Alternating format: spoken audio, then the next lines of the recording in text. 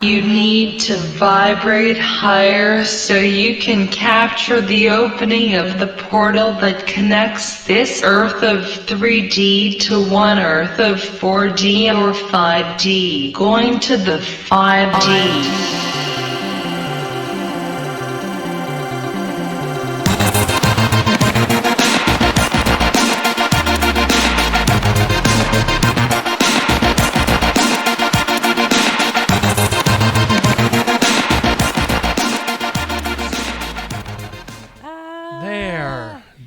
We start there. Okay. Hello, my name is Phoenix. And I'm Kara. And we are talking in two dimensions. Yay. When we're recording this, it is the new year, finally, 2026. Woo. Yeah. And before we get into the movies, I wanted to talk about all the good games that came out last year in 2025, because independent gaming sort of had this big fucking year last year, and especially at the Game Awards. Not that I put any stock in the Game Awards, but a ton of good games got awards and got recognized. Especially one game that I actually finished and will be reviewing on my own channel eventually, that is Claire Obscure Expedition 33. Kara, have you played that yet? Not yet. Not it's yet. In my library. It's waiting comfortably. Well, you should, because it's fucking incredible. Yeah. No, I have no doubt about that. I've just been trying to finish other titles first, and then I got addicted to Minecraft. Yeah, I've noticed you playing that a lot recently. First time ever, and it's hit me like a truck, really. I'm like, oh shit, this has been fun this whole time. There was Claire Obscure, which spoiler alert, 10 out of 10, fantastic game, go play it. Hollow Knight Silk Song came out, but I haven't played that yet, so I won't comment on it, but I have started playing Hollow Knight. Same here. And that is a great game. I was actually playing it this morning before we got together to record, so that's a fun confluence of all the sort of tropes that have made up the modern gaming scene in the past 10 years, because it's an indie platformer. It's also like similar to Dark Souls. Like it's so unforgiving in so many ways. Yeah. Metroidvanias are already very difficult, and then it just sort of cranked it up by adding those Souls mechanics. Yeah. Like having a points system that you can lose if you die and you have to go back and get them. Yeah. Yeah, no, it's a very fun mix of ideas, and I look forward to playing Silk Song, because that game is like sort of the hype beast to end all hype beasts. Oh, yeah. As well, I want to shout out David Szymanski, because he's been having a hell of a year. Because firstly, Iron Lung is coming out at the end of January. One of his games is getting made into a major movie by like one of the biggest YouTubers on the planet, and that's pretty cool for him. Yeah, no, yeah. I'm really excited to see it. Me and the college buddies are all going to buy a ticket and go. Yeah. Because we did that before for the first Five Nights at Freddy's movie. And no, it's good. I'm really excited. Yeah, no. I'm happy for them. I'm happy that they pulled it together over all these years. Yeah. Yeah, no, also David Szymanski came out with a new game in 2025 called Butcher's Creek. I don't know if you've heard anything about that. No, I haven't. No, I reviewed it on my own channel. It's a pretty neat game. It's very influenced by Condemned Criminal Origins. So it's like a first-person horror game.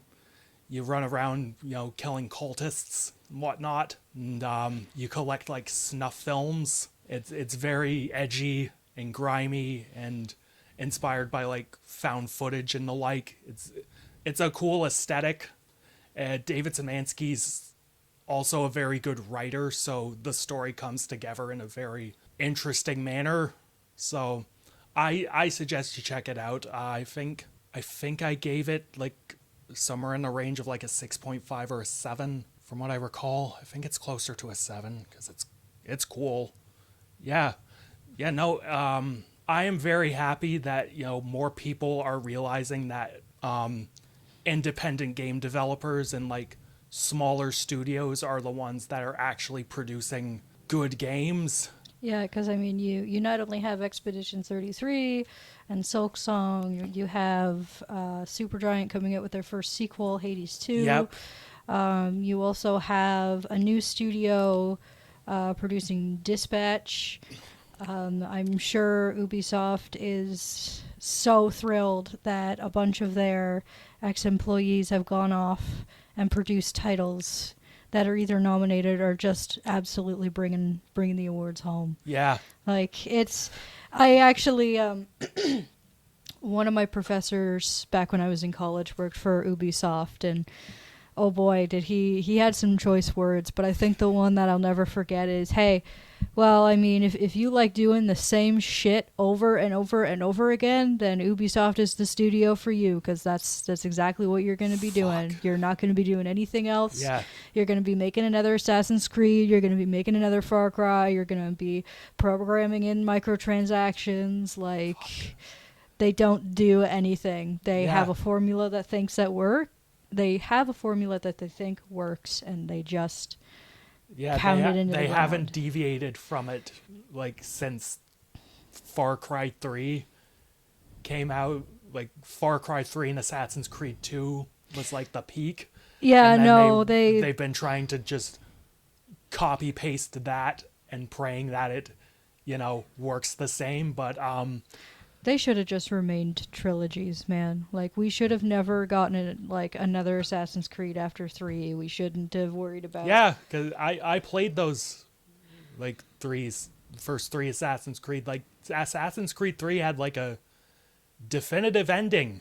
Like that story ended. Yeah, Desmond. Yeah, his Desmond story dies.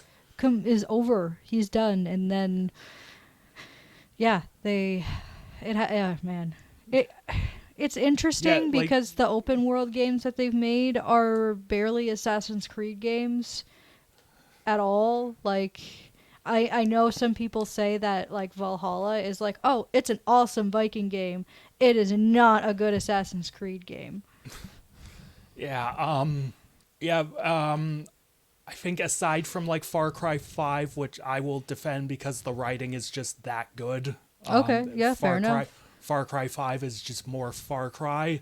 But, Ubisoft is just going to keep making the same things. Like, doesn't matter that Prince of Persia: The Lost Crown was fucking great. And, they should be doing more of that. But it seems like an exception. Yeah, no, it rule. was a total fluke.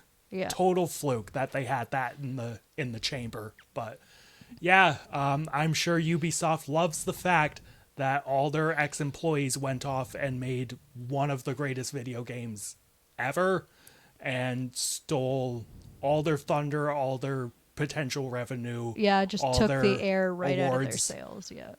Like Jesus. Like it's just crazy. Like, I'm excited to play Expedition, and then I've wishlist Dispatch because like the animations in that game are absolutely incredible. I like how they sort of, instead of things pausing between dialogue, the animation kind of continues flawlessly depending on the. That's cool. It feels like almost like a film in a sense, with all these different choices that you can pick. But I love how seamless the animation is. There's no weird pause. It's just like you click it and then it's good. It's good. You brought up Hades 2. I recently started playing that, and Hades 2 is such a neat evolution from the first game. I also appreciate that it isn't this direct sequel. Yeah, it's a story all in its own, which is nice. It's vaguely connected to the first game, but like it's its own self-contained story, and it also brings, new wrinkles to the combat mechanics that are it took me a while to get used to them. Oh gosh, it took me forever to get used to it. Yeah, and you were playing it during early access, so you Yeah. saw the game like evolve from I like got it day one, man. As soon as they said that it was on early access, and it's been cool watching it grow and seeing like all the character art being put in the game and all the mechanics being fleshed out, and them taking feedback yeah, from their audience, which I think like early access when used right is super effective because you even have Larian. They did that for Baldur's Gate 3. They had that on early access and got feedback from their users. I think there's only been a couple points of controversy. Like some people feel that the audience had too much of a pull on certain things. Like, right. but I think it's good that developers have this outlet to speak directly with their audience and that Yeah. they're willing to speak with them because a lot of AAA don't. Yeah, They really they don't. They care just about- don't care. They don't care about the audience.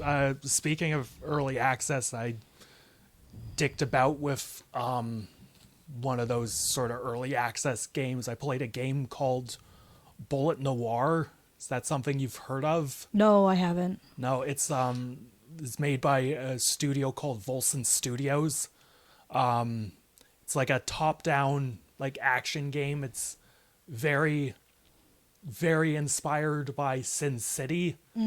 So I played it like in its early access stage, so it was missing like the last level and like some art and some audio here and there, but like there's a full review of it on my own channel, but to be frank, they didn't really iron out all the kinks for the full release. So it's very, very rough around the edges, to put it lightly. Like That's the unfortunate. gameplay itself is very rudimentary in its design. And the levels are all very sort of simplistic.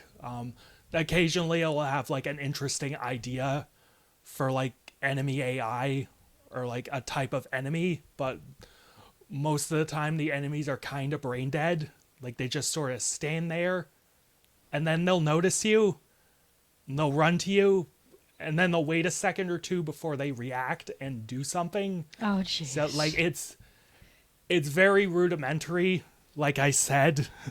Also, there's very bad audio mixing.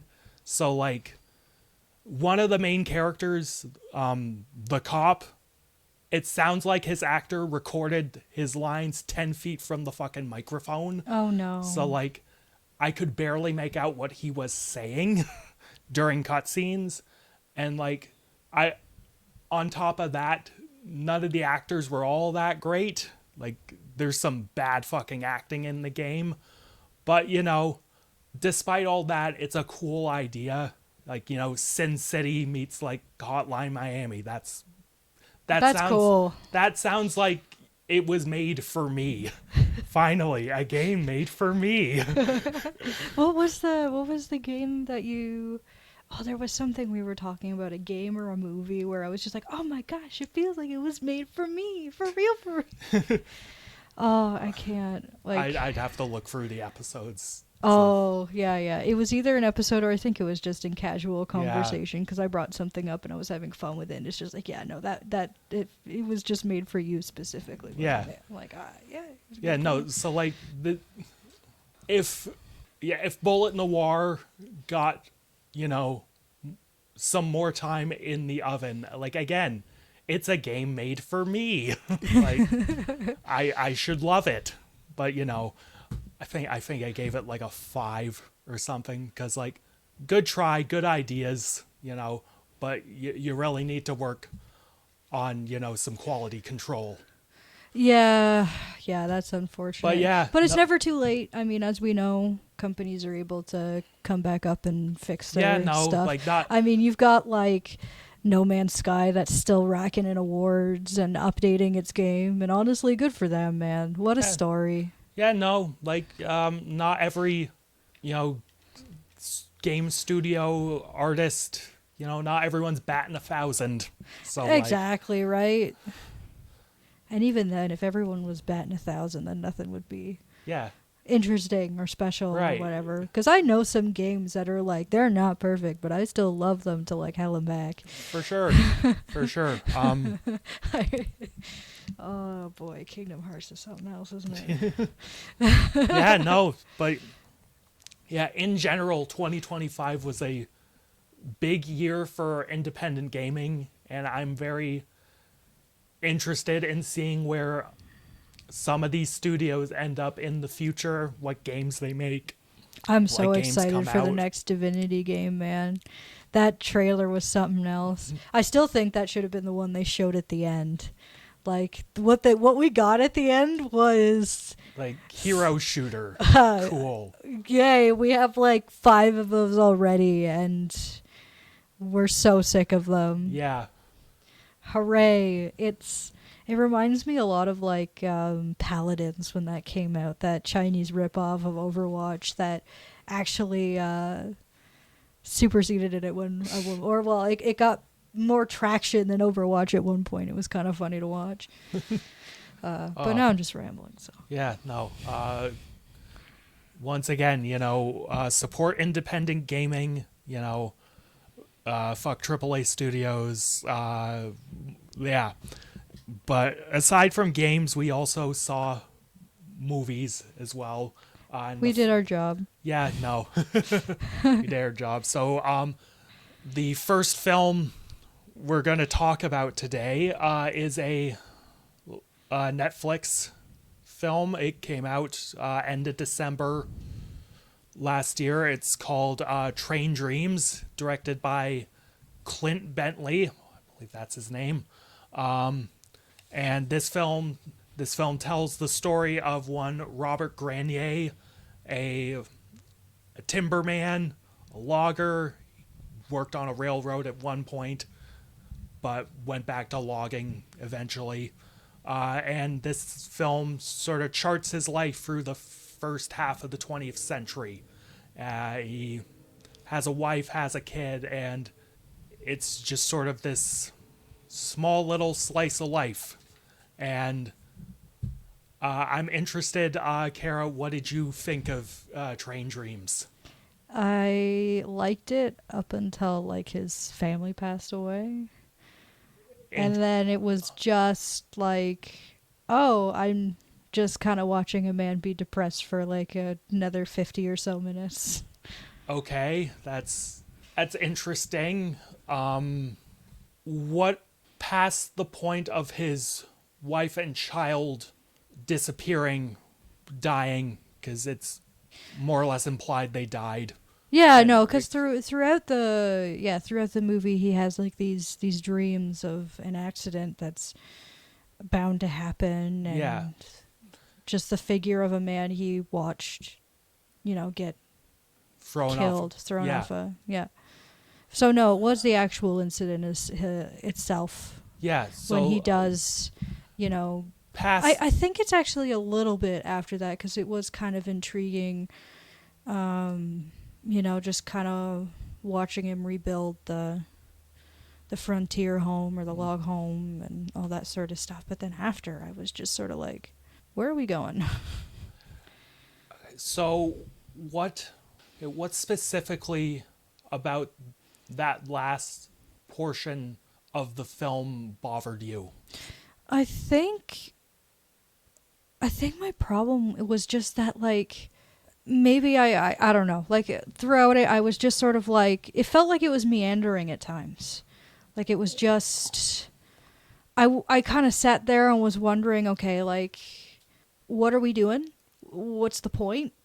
Like, I don't know. It just, like, it felt like it was trying to say something and then never really fully fulfilled it. And then the ending just left me kind of angry. Okay, that's interesting because I personally, I very much really liked this movie. I felt it was a very interesting product of the director's influences, because Clint Bentley was citing, Terrence Malick, Alfonso Cuarón, all these. I also, me personally, I saw hints of David Lowery. The film I compare it to in my own review, Nomadland, Chloe Zhao, I saw a ton of that. I think this film is the film Nomadland wishes it was. I don't know if you've seen it. Won Best Picture in like 2020.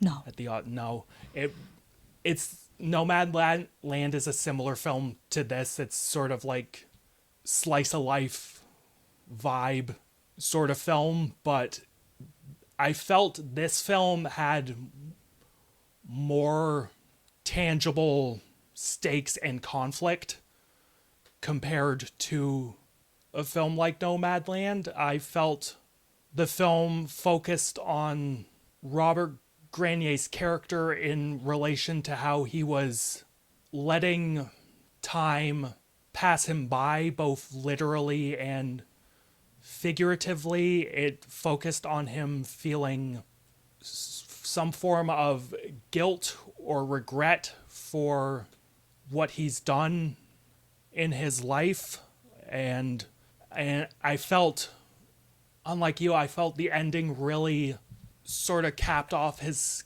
character arc really well, because throughout earlier in the film he befriends a man named Arn, played by William H. Macy, who was so goddamn good in this movie. Yeah, like I think the most joy I got was out of the characters and the dialogue and just their little conversations, especially when he's, out as a logger and whatnot, right? Yeah. So that I really enjoyed quite a bit. I just like these conversations, and I suppose also just the juxtaposition between the fact that some of the older loggers, they want to have respect for nature, but they got a job to do. And I think the one that stuck with me was the younger one, the Minneapolis boys, where the one was saying like, oh, we have enough trees to cut down for like 1,000 years, we'll be fine. And the old man goes, well, I thought that too. Yeah. I thought that was fantastic. Like, you have these people that are stuck and they've got a job to do, even if they might not entirely agree with it, because that's just what the world's asking for, and you need money, right? Yeah. You need to be able to survive, especially because the frontier age was pretty unforgiving. So. Yeah, no, and like part of what makes this film part of what makes seeing Robert Granier's journey so interesting is because he is living through like a lot of the formative years in American history. Like, he is seeing the country grow, and he is seeing both the good and the bad, because when he was working on the railroads, he saw a Chinese railroad worker just get chucked off the railroad bridge, and like, it's not explained like what that worker did, and like, even Robert is like, what did he do? Like, what are you doing? Like, he doesn't understand why this is happening, and like, much like the audience, he's confused by why that level of hate would even be necessary, because earlier in the film, when the narrator is talking about his childhood, he sees Chinese immigrants getting deported, and he had good relationships with them. Yeah, no, like he he's had not, conversations about places he's never been, and like, yeah, he's seeing, yeah, he's very much trying to reconcile like his own guilt over not intervening in these situations. Like, he feels like he hasn't done anything in his... I feel the film is this piece on a man's regret, and a man trying at the end of his life looking back only at, yeah, oh my God, I am just so trying my best to circle back to what I was saying about the ending. This character, at the last moment of his life, realizes how special and how beautiful life is, even if it was a simple life, because this man lives up until like the 1960s and he has no one left. He just sort of wanders around. Like he'll go into like Seattle, like just to walk around, and like he sees he sees a TV for the first time showing the moon landing. Like he sees his own reflection after a decade, and he goes up into a plane for the first time. Like he is, and when he goes up into that plane, he remembers what Arn says during his last moments, which amounts to, isn't it beautiful? Just everything. Like, this film does a great job of capturing the beauty of this man's life despite him not realizing it until the end. And I feel the director does a great job of reveling in scenery. He does a great job of creating conflict and sort of darker tension out of these slice of life things. That it sounds like I'm fucking rambling. If you want to chime in, feel free. I can't sit here and act like there isn't like points that I enjoy. The scenery is nice. Like it's a beautiful part of the States. Mm-hmm. Like the wildlife is just gorgeous. It's wonderful. I love how we spend so much time in it and get to sort of explore it. I just I don't know. I felt like when I left, or I can't say I left the theater. It was at home. I just felt like something was almost like missing. Like there were things that like I felt like, okay, we have all of these things, and I'm wondering, was there more that could have been said or done with them? Like I don't know. And then I suppose I understand the point of the ending and things like that, but it just felt like so abrupt. It's just like, okay, he's in a plane, he's happy, he's dead, goodbye everyone. That's all, folks. I'm like, oh, all right. I feel like him just dying in the woods, like just quietly, was very much appropriate for this character. No, like I'm not saying that was like him just passing away quietly is good. Like it works. And I mean, even like one of the other characters that we met, he also went peacefully in his sleep. So no, I don't think that doesn't work. It's just like I was just like watching the film, and then it's just like poof, oh, it's over. Oh, all right, okay. Yeah, no. So to give context for when I watched this, I watched this the same day I went and saw Avatar 3.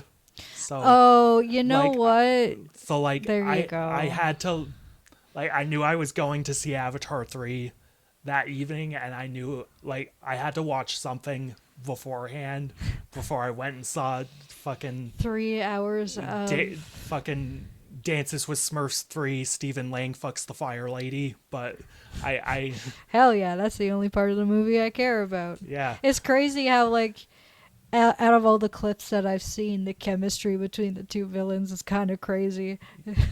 Yeah, no, like before I saw just fucking that, like I knew I had to watch something that wasn't that, and like Yeah. Train Dreams was it, and like it was very much, it just hit the right spot.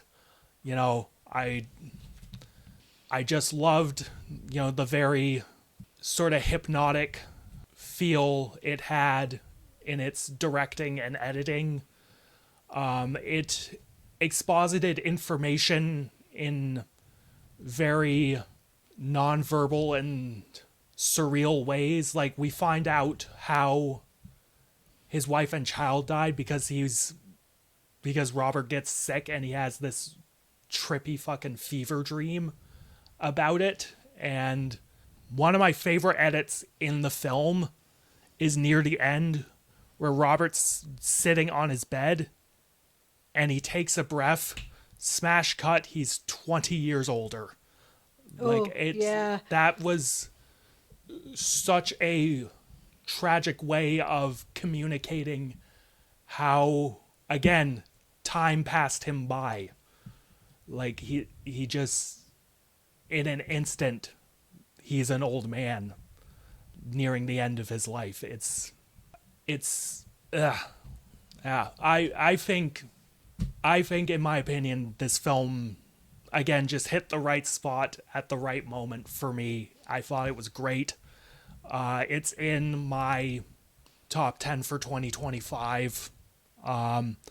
If you don't have anything more No, to add, I think that's just kind of about it. Yeah. I feel like I liked some things, but I also feel like I've seen them better somewhere else. And again, it was almost like things were meandering a little bit, and I was sitting there wondering, like, why? I was asking myself why a lot. Yeah. As I mentioned, one of the people that this director was influenced by was Terrence Malick, and based on this conversation, I think we'd have a very interesting conversation about The Tree of Life. Like, okay. I love that movie, but it's a trip. So, Train Dreams, in my opinion, is great. I say you should see it. It's on Netflix, so Oh yeah, no, it's easy. It's easily accessible if you haven't already canceled your subscription to Netflix. Yeah, no. So if you have Netflix, go check it out. I'm feeling a 9 out of 10 on it. 6. Okay. 6. That's cool. All right, I gotta get my notes. Okay. We still have, but so we also watched a film that. Oh my god. So yeah, we also watched a not so recent film.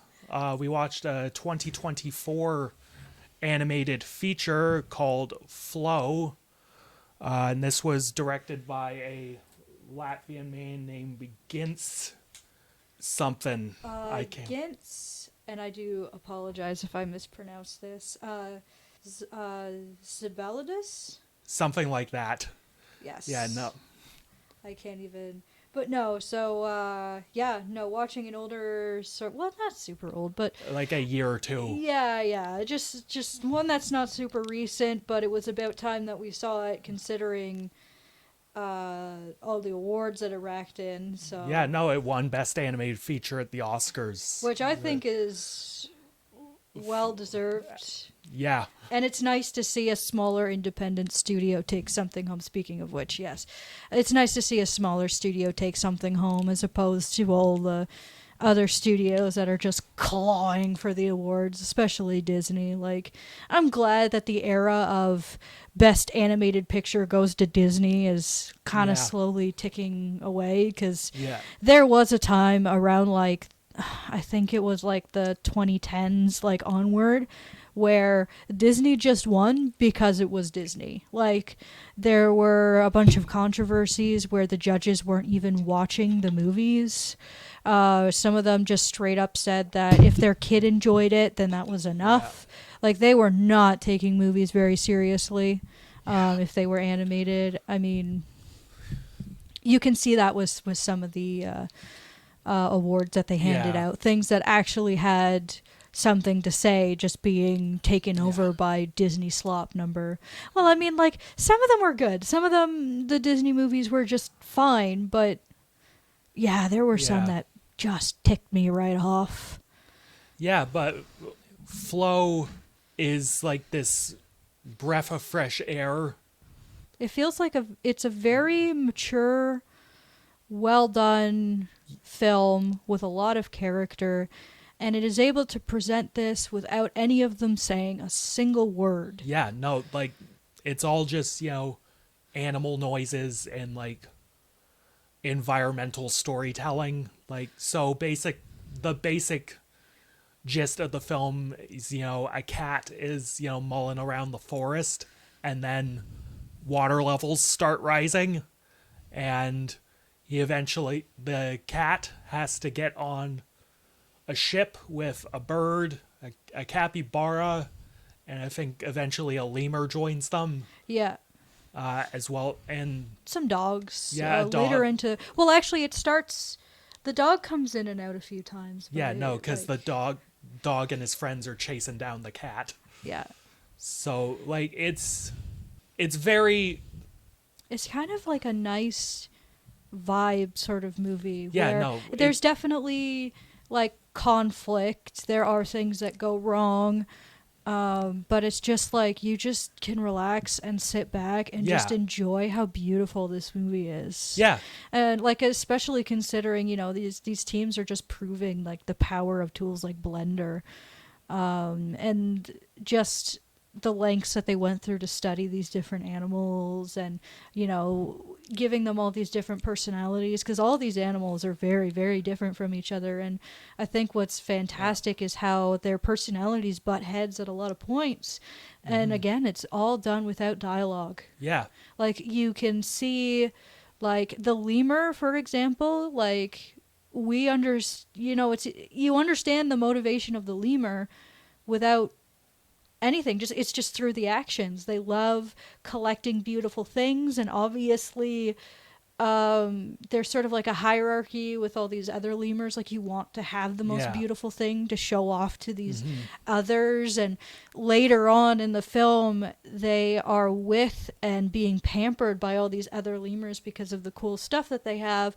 But eventually, when they realize that one of their friends needs help, they abandon that in order to give aid, because it's just like they have technically what they want, Yeah. but they formed such a relationship with these other animals that they go and actually help them. Yes, no, I loved the character dynamics in this film. I thought the ending of the film was perfectly simple yet melancholic.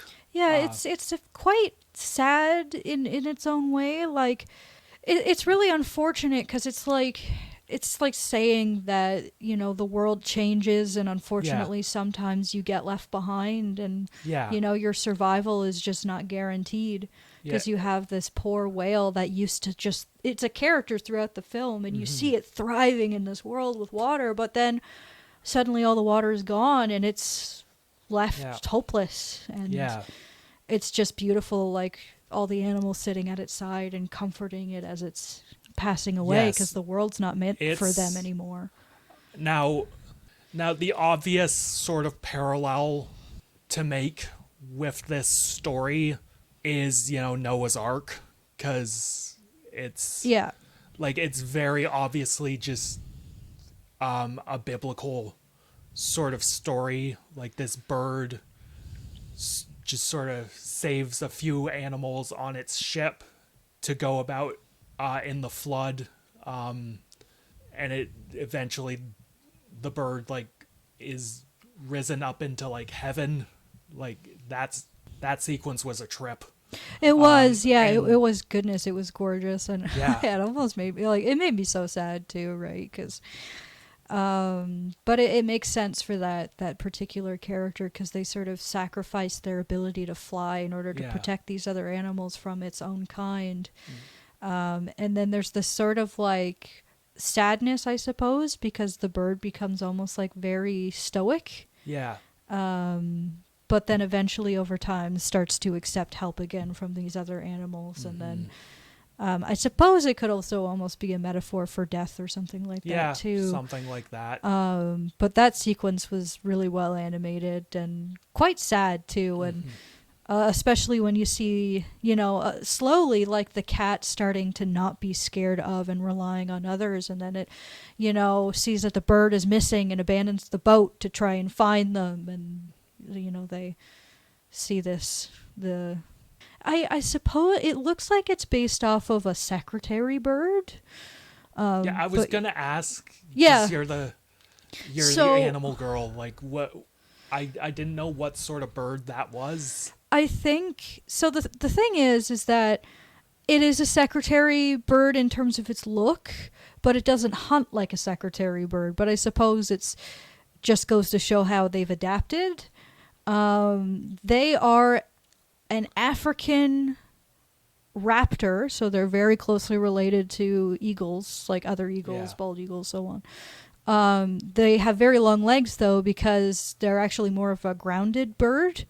They use their kick to take out snakes and other small animals, which is crazy because they're not immune to venom, but they kick so fast that the snake just can't react.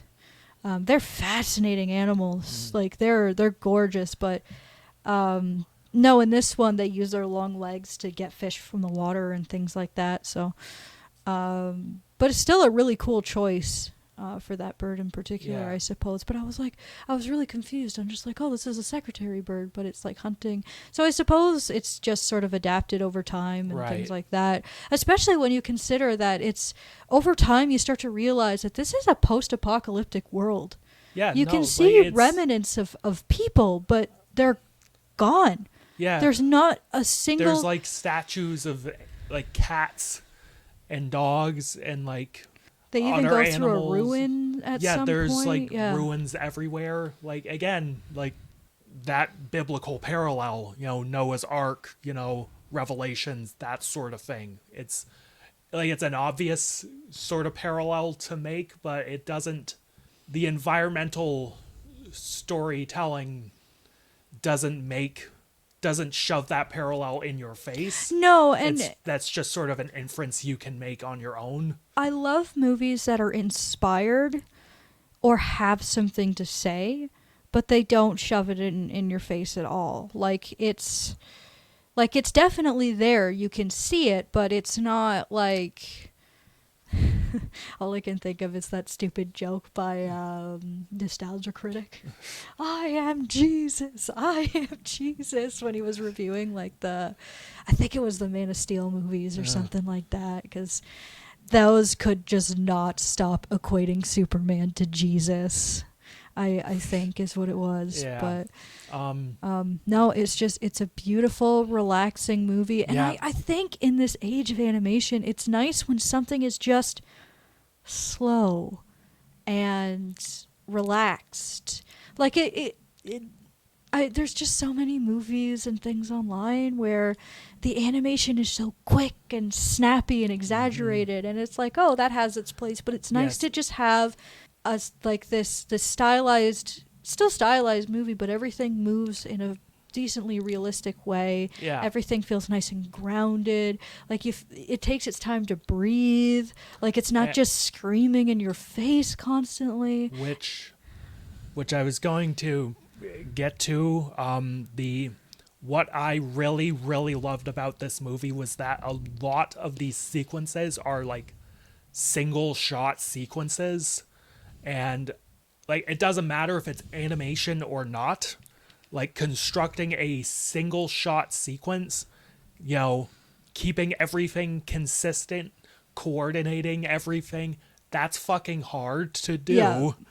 And like I think the sequence where like the lemur is, gathering things from this like ruined house, that was a single shot and it lasted like 10, 15 minutes. It's so good because it's so stressful because they're getting so obsessed with all these things that they've already collected, and he's trying to put in as many as he can, but the boat slowly flowing away, and no, eventually, like, they have to just drag him into the boat. It's just like, no, you gotta let it go. We're leaving now. It's so it's so impressively constructed and visually interesting. Like that's not even mentioning like the animation style, which is this cute little cell shaded. Yeah, it's like it's got a painterliness Yes, to it. absolutely. Which is awesome. Yeah. I really am impressed with these studios that are doing new things with 3D animation. Because it's just like the hyper realism and stuff like that is just growing so tiresome. Like I'm so done. We've seen it so many times, and the how much they've been able to push it. Like, remember when every time a Pixar movie came out, it revolutionized something? Like, every film was like, it had a central, like, theme or story, but then it also had a central thing it was trying to push the boundaries of. And you just don't see that much anymore. And I mean, it's not to say, like it really depends on the film. Some films work with this sort of realistic 3D style, and then others, I'm just sitting there like, have some fun. Like, Yeah. holy shit, have some fun. I'm begging you. It's why, like, my new favorite, like, films that have come out recently has been the Spider-Verse films, because everything down to the frame count was experimental and pushed or had some sort of meaning to it. And it's just like this beautiful, like, dance between 3D and 2D, and sort of it feels like the people who worked on it loved comic books, right down to the the impact frames and the dotted textures on things. Like, Before we wrap it up, I just also wanted to mention that I love the music yes, and flow. I liked that mix of synths and orchestra. It was very atmospheric. It was perfect for the movie.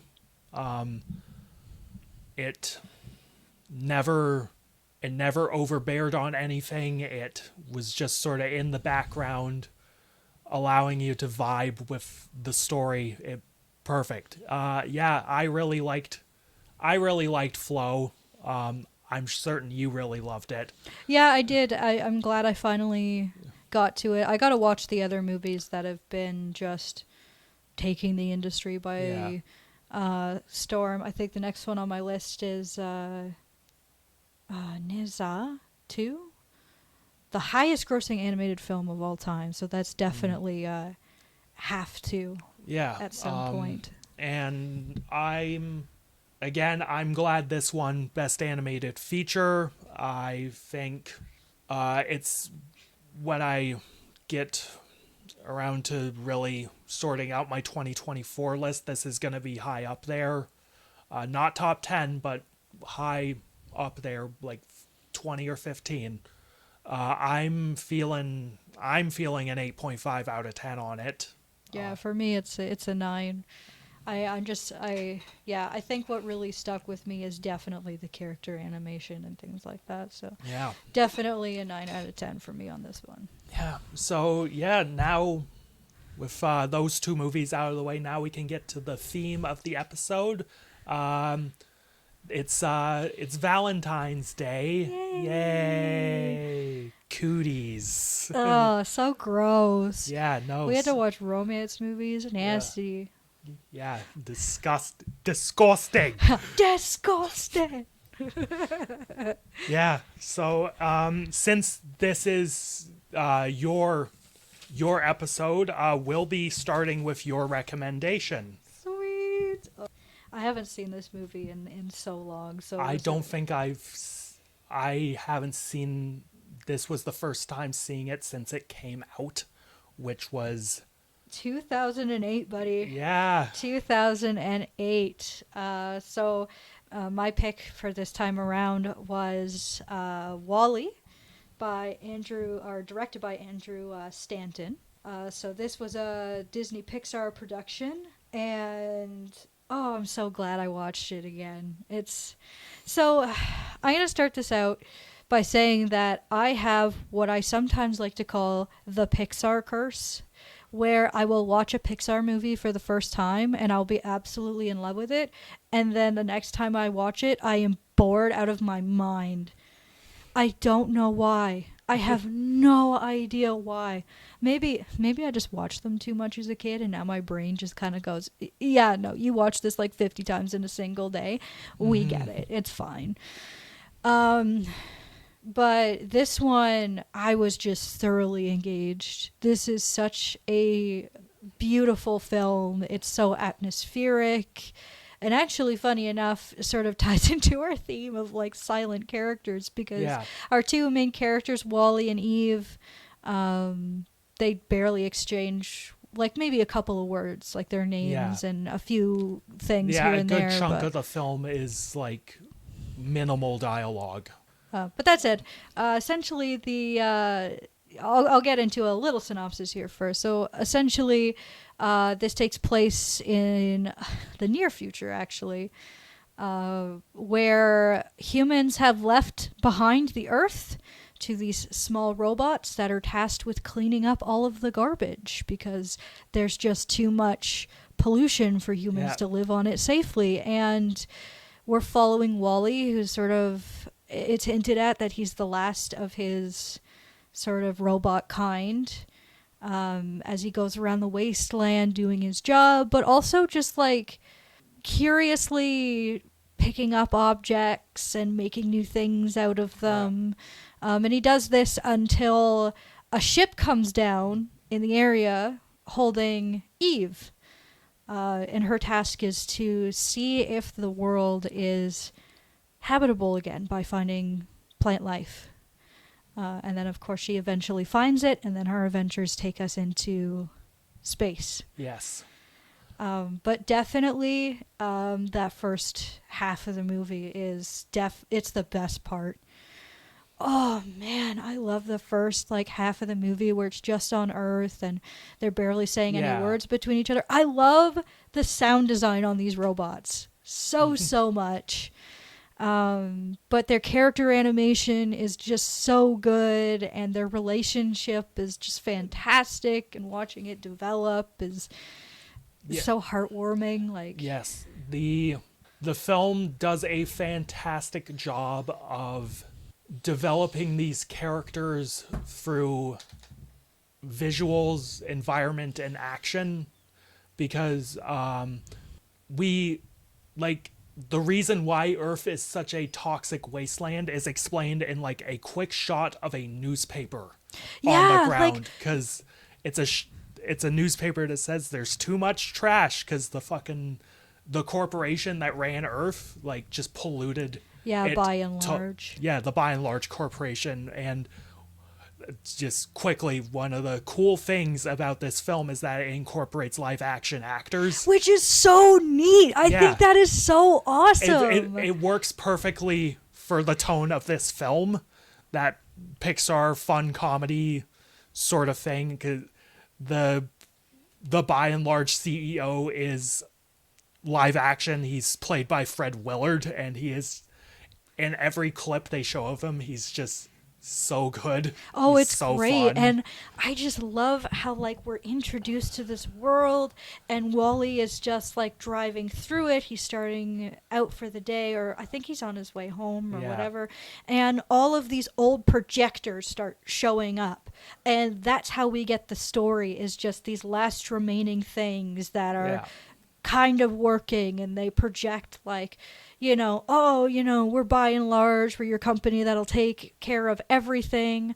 And they're explaining how they're so excited because we have these ships that are going to take you out into space. It'll be a nice 5-year vacation while we clean up everything. But it doesn't work. It completely fails. And you can see it for yourself, because it's just so sad. Like, you see all these other Wall-E bots and they're turned off. Like, they're done. Yeah. In the middle of their job, or they're just torn to pieces, and you can kind of assume throughout the other actions of the story that, it's potentially the sandstorms that are doing it.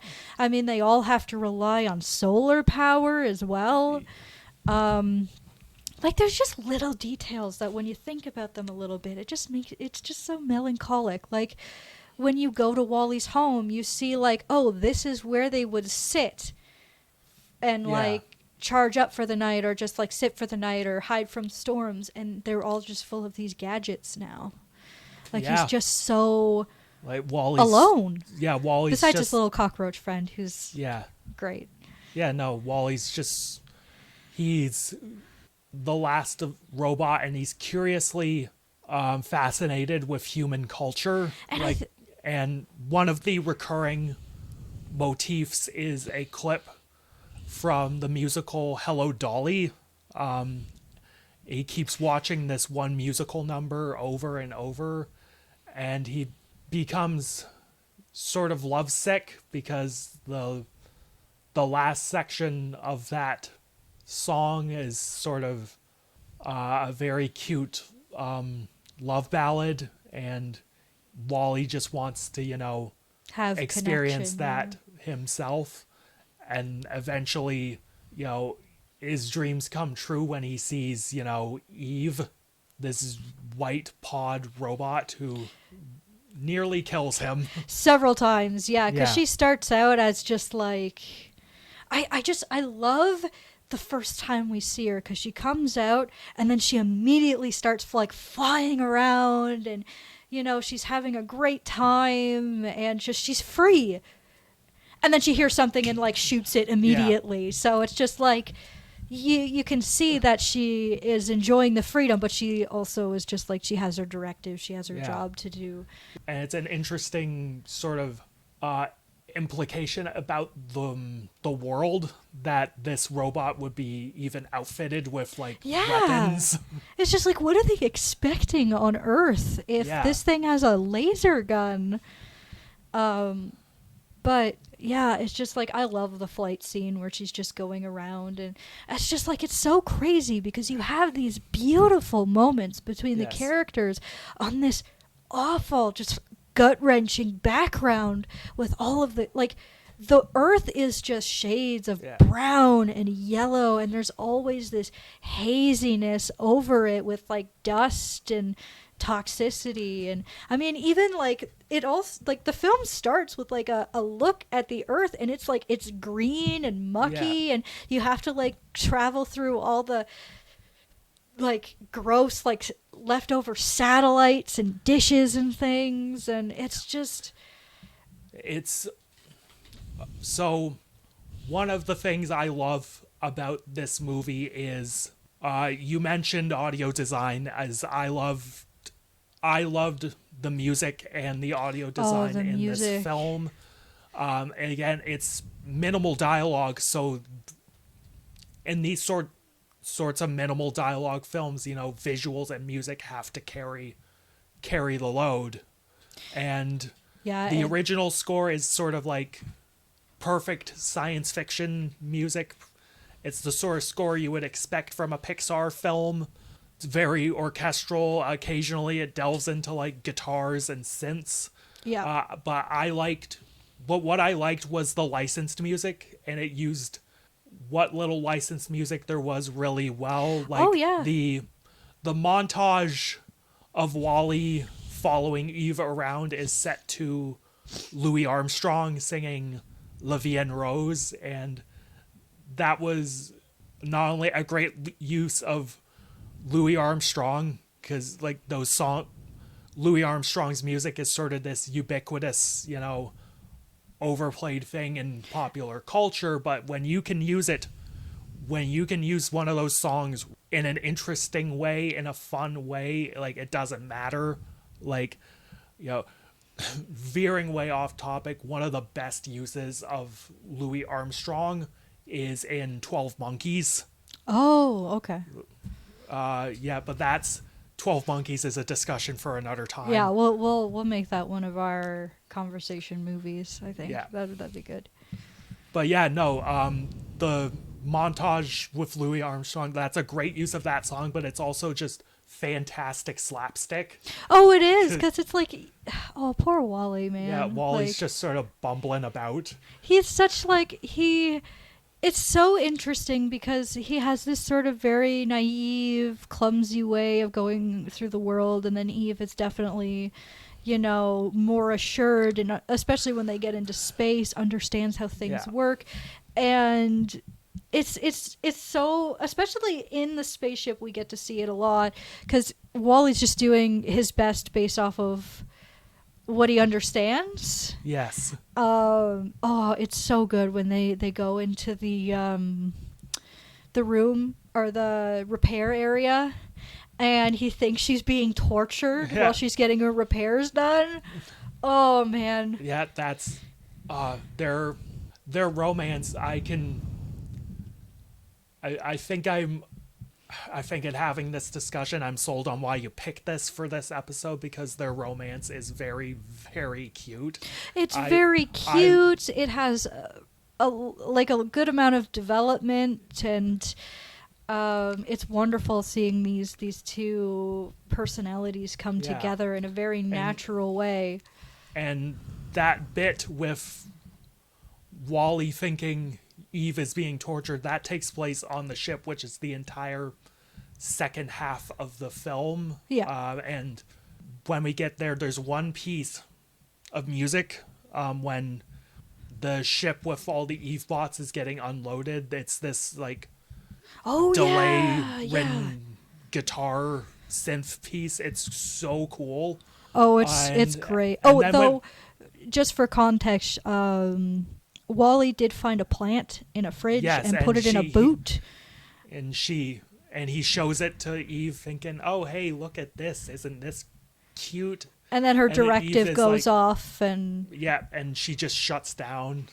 And there's that green blinking. And then there's another montage of that's the montage of taking care of her that's taking this shut down robot on dates. It's fun. And I love how it's cute and funny, but then later on near the end of the film, because the captain wants to know what Earth looks like and just puts this memory diode on her, and then we get to see that scene again from her perspective, and it's just great. You see her sort of see all of the things that Wally did for her while she was kind of out cold. And her just kind of really finally understanding how much Wally cares for her, and it's adorable. I feel like with a lot of animated romance films, I didn't want to go with because at some point I want to talk about Beauty and the Beast and all these other sort of ones where it's the central thing is the romance or whatever, or we really associate romance with these movies. I was no, we got to do Wall-E, because I feel like people don't talk about it as much from when it comes to animated romance, even though it's definitely one of the good ones, for sure. And I think the reason why people don't associate it much with romance in animation is because of the second half of the film. Oh, yes, because the second half of the film sort of reinforces what this director, I think, wanted the central point of the film to be, which is this sort of commentary on corporate greed and sloth, because when we see the inside of this giant starship, we see all the humans who are all just obese and sitting on hover chairs, staring at screens. And one of the best visual gags in the film, when the captain is introduced, we see all the past captains. And they're getting bigger and bigger. Because it's not only apparently there's actually a theory that if we spend too much time in space, we will lose our bone density. Oh, yeah. But they also just sit in their chairs all the time. It's not like they're doing anything about it. I think the craziest thing is that they're so into their screens and stuff like that. It's when you see the advertisements at the beginning of the film and then see what is actually going on in the ship, it's crazy because you have people who in the advertisement, they're actually golfing and they're actually swimming and they're actually going out and doing these things, and then it's like you see the people on the ship right now and they're using robots to golf for them, and they're not using the pool, and they're just drinking these slop drinks all the time, and even like the babies are being indoctrinated by like these nanny bots, like they're not being taken care of by it's all people. Just corpo propaganda. Yeah. And it's by design because the big twist at near the end of the film is that the plan to clean up Earth, like you said, failed miserably. It didn't really work out, so it makes you wonder if they even tried. Right? Yeah. You can assume that they didn't even make a concerted effort to clean up their mess. So Fred Willard is like, Operation whatever it was, clean up Earth, whatever. It didn't really work out. Everyone just stay on the ship. And it was so nonchalant, just like, it didn't really work. Just stay on the ship, and whatever. And his suit's all fucking messed up. He's got like a oxygen mask and everything too, because the toxicity is too high, and they just gave up. They're just like, whatever. And it's like you see on the ship that they never learned their lesson either, because it's like they're still throwing a shit ton of garbage into space. Yeah. Like, they didn't learn a thing. There's still so much garbage. And when Eve returns with her plant, like, the captain is like, I'm not prepared for this. Like, I'm not really prepared to actually do this. They've been on that ship for 700 years. Yeah, and so when the captain has to pull out, like, a physical, like, operation manual, he's like, Operation Manuel. Manuel, tell me what to do. Yes. And then, like, the automated captain has to open it. The autopilot, the autopilot has to, which is very obviously modeled after HAL 9000. Oh, absolutely. Yeah,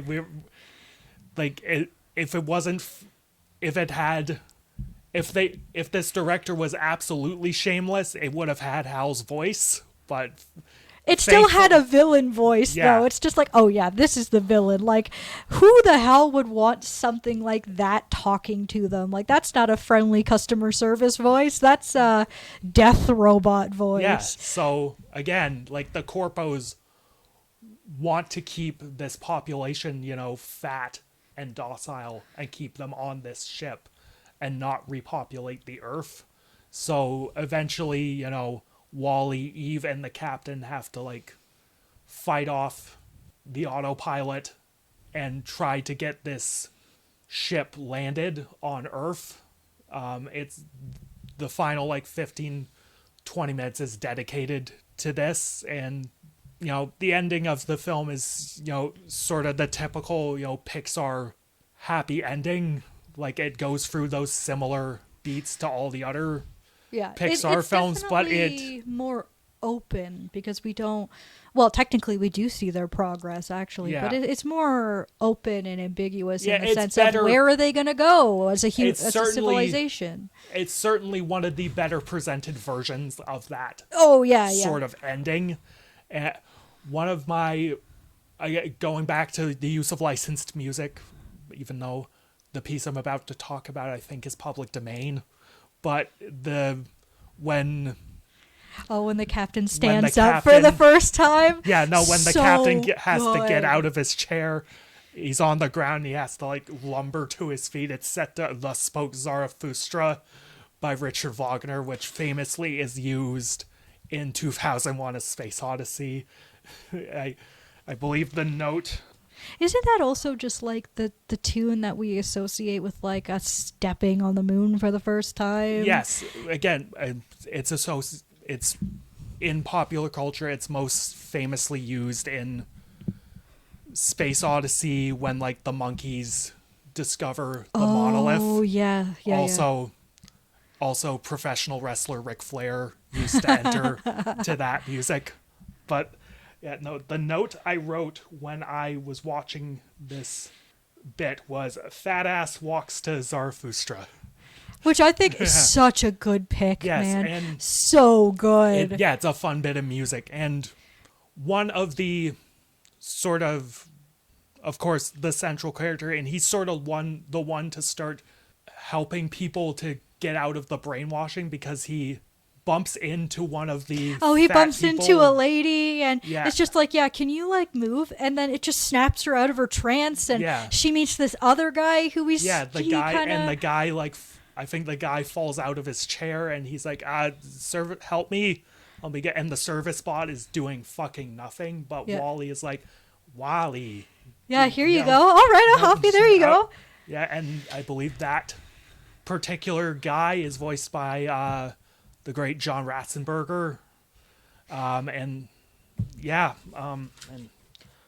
so I have to shout out the voice actor for the captain. I can't remember his name, but he was great in his role as well. So good.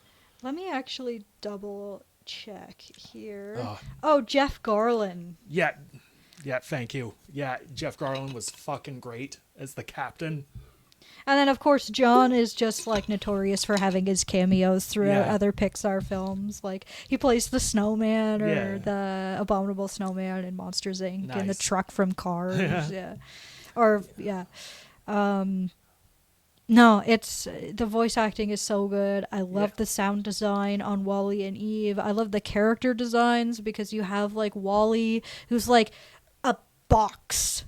Yeah, and he's a like trash compactor. He's a and then but you compare him to all these other robots and he's so out of place because everything is like white and shiny and smooth. So even like Mo, who's like this little box guy, he still has rounded edges. Yeah. So like I love the character design of the robots because you have like these newer ones that are up in space and you know they're more well taken care of, and then you have just the little box guys on Earth that don't look pretty at all, that do the dirty jobs, that it's just like, whatever, you're just a...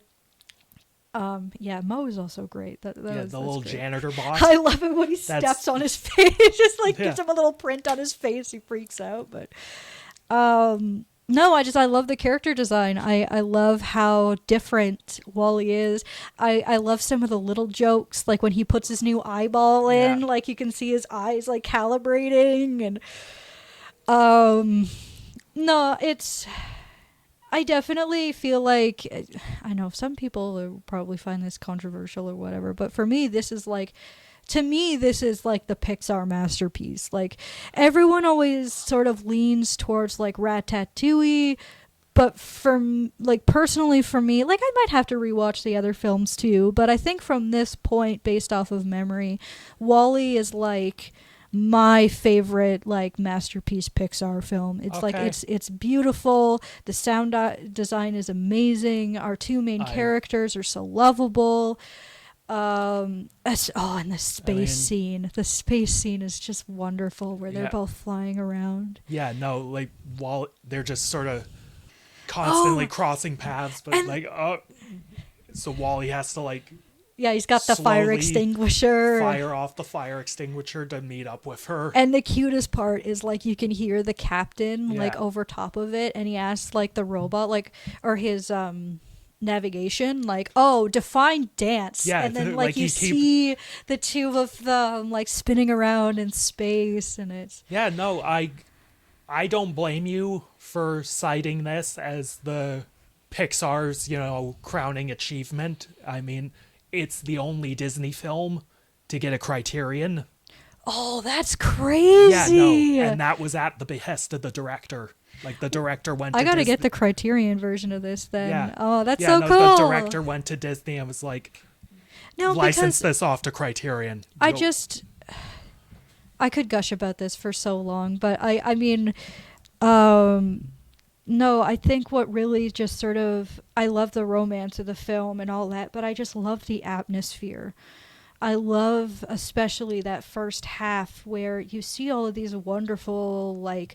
You see this beautiful blossoming relationship, but there's still like this dourness because you see just how horrible the world is. Like, there's just sort of like this uncomfortable sense of melancholy and dread, because it's just like, this is just terrible. Yeah, but it handles, like any good animated film, like any good family oriented animated film, it should not be afraid to handle like dark ideas, but it should also be like a fun film for everyone. Because like I feel like with a lot of kids movies, it's very important not to be too nihilistic. Like there has to be like hope left over, right?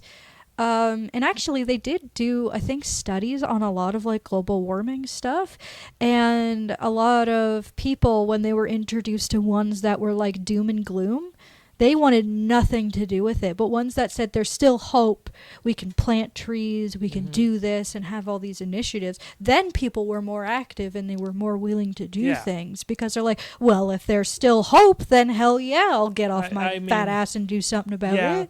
And like, I think this is where I have to disagree with you about this film, because I don't think there is much ambiguity to like the final leg of the film, because it very clearly, like during the credits, shows humanity, you know, rebuilding society through agriculture. That's the sort of like the, I suppose, the hope side of it. I suppose it's like it's possible to build back, which I do actually want to get into the credits, which is crazy. The credits are, not only are they really visually like well presented, like for credits, but the song by the composer for the film, Thomas Newman, and performed by the great Peter Gabriel. Nice. It's a great song, very Peter Gabriel.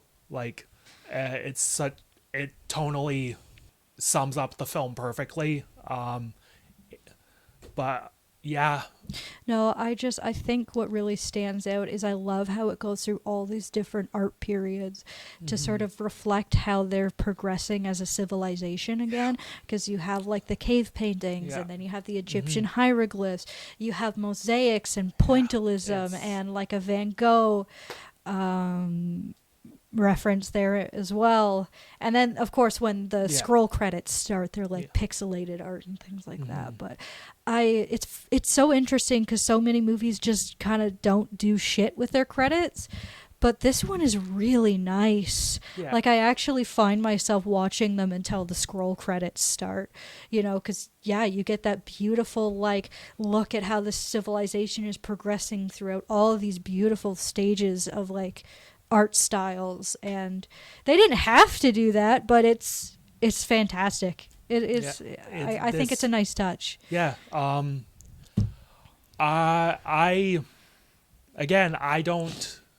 don't blame you for considering this as Pixar's, you know, masterpiece. I very much enjoyed revisiting this film. I got a lot out of it. I got a lot out of this discussion.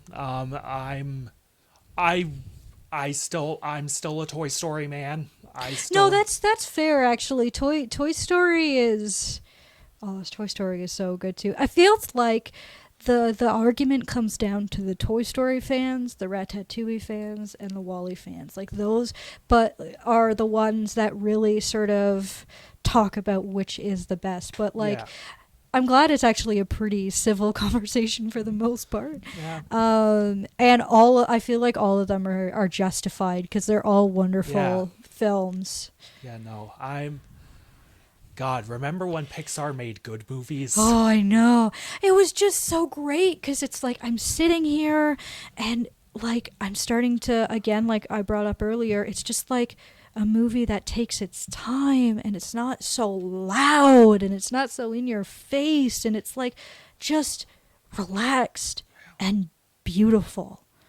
Like I really miss when animation was just chill and had something interesting to say. Like, I mean, not every movie has to have something to say, but at least it's like well written, you know? Because now it's just like the last like Disney Pixar films all have the same one of these days I'm going to go on like an hour and a half rant on this, but they all just have the same look. Like Luca and Turning Red. And there's like one more, Milo? I can't remember. They all look like they're from the same fucking universe. Oh god, and don't even get me started on the fucking Good Dinosaur. Holy shit. Yeah. I'm sorry, but yeah, remember when Pixar made good films and they pushed 3D animation? Yeah, no, yeah, Pixar used to be like the standard for a good reason. Yeah, And they used to be a crowning jewel of the animation industry, and I think what makes it, I feel like it started to go down as soon as Disney started blackmailing them into making sequels. As soon as that shit started, there you go. There's the fucking decline. As soon as Disney had to just start bossing them around and not let them just be creative and do their thing, because Pixar never wanted to do sequels. They wanted to have one and dones. That's it. They just wanted to have it. I mean, of course, the exception being Toy Story. The Toy Story trilogy. The trilogy, yes. I haven't seen the fourth one, but the trilogy is so strong. The fourth one exists. It exists. Now there's going to be a fucking fifth one. But, like, you see what I mean? Like, even, like, Cars didn't need another movie, and Pixar had no idea what the fuck to do with it. So it turns into this weird spy movie, and it's just crazy. They're like, no, we need another movie of this because it makes so much money. And they're like, oh, fuck. Like, oh, man, it's like, if you don't need a sequel, it's just leave it alone. Yeah. I mean, even like Studio Ghibli, I can't think of the top of my head any sort of, I mean, they've had movies that grow upon the ideas of others, like The Cat Returns. One of the characters in that is in another previous film, so essentially it's like what the girl was like writing for this character, but actually as a movie. So that's kind of cool. But again, it's just like one and done. That's it. Enjoy what you've got. Which, now it seems like Ghibli's always been the gem of animation. They have a couple of hiccups there, but I can't wait for us to talk about more of those. Actually, I want to see The Boy and the Heron so bad. That's on my. I need to watch that for my 2023 list. WALL-E is a good film. I would say check it out. And I am feeling, after this discussion, I'm feeling an 8.5 to a 9 out of 10 on it. I might have to, check it out again just to see where it lands, which one it's closer to. I think it's closer to a 9 for now. I think for me, it's like a 9.5 because I think I understand the gripes that people have with the villain being just a programmed robot. Like, I kind of get it, like the villain seems like the one part that's not that great in the movie, but everything else is just too good. Yeah, it's just such a fun little movie. Oh, absolutely. Fun little movie. And that's WALL-E. And now, next on our Valentine's Day journey is my recommendation, and that would be 1995's Before Sunrise, directed by one Richard Linklater, starring Ethan Hawke, Julie Delpy, and this film is it's a very basic premise. Two people meet on a train. And they decide to get off. She's going for a drink. Okay. You don't need to announce that for people. It's okay. I'm listening. I don't fucking know. Anyways, simple premise. Two people on a train. They meet. They hit it off. And the guy convinces the girl to get off the train with him in Vienna, and they spend the day together. Now, I know this isn't your first Richard Linklater film because me and you watched Waking Life a while ago, and the two main characters from this film appear in Waking Life. I believe the little bit from Waking Life is non-canon, so like it just, in relation to this film and these characters, that doesn't happen. But yeah, I picked this film for the Valentine's Day episode because, in my opinion, I believe this to be the most romantic movie ever. But that is just my, opinion. Kara, what did you think of Before Sunrise? I actually pretty enjoyed it for what it was. I thought that the dialogue, for the most part, was pretty engaging. The chemistry between the two main characters was practically flawless. Like, they worked off of each other so well. The casting process for this film lasted a long time. Oh, no kidding. Linklater took a while before he found Ethan Hawke and Julie Delpy. Nice. No, they work off of each other really well. It's just like, in some ways I'm conflicted because I'm like, this is just lovely, just watching these two people interact and having like a more laid back, like, I suppose, slice of life. Like, they're just being themselves out there in the world, enjoying each other's time while they have one another. Yes. But it's like, yeah, I'm conflicted. It's just like, on one hand, it's like, oh, this is adorable. On the other hand, it's like, did I just watch 140 or like 140 minutes or no, an hour 40 minutes, sorry. An hour 40 minutes of like just two people talking. Like, holy shit. And that's the best compliment you could have ever given this film. Because like, that is Richard Linklater's talent.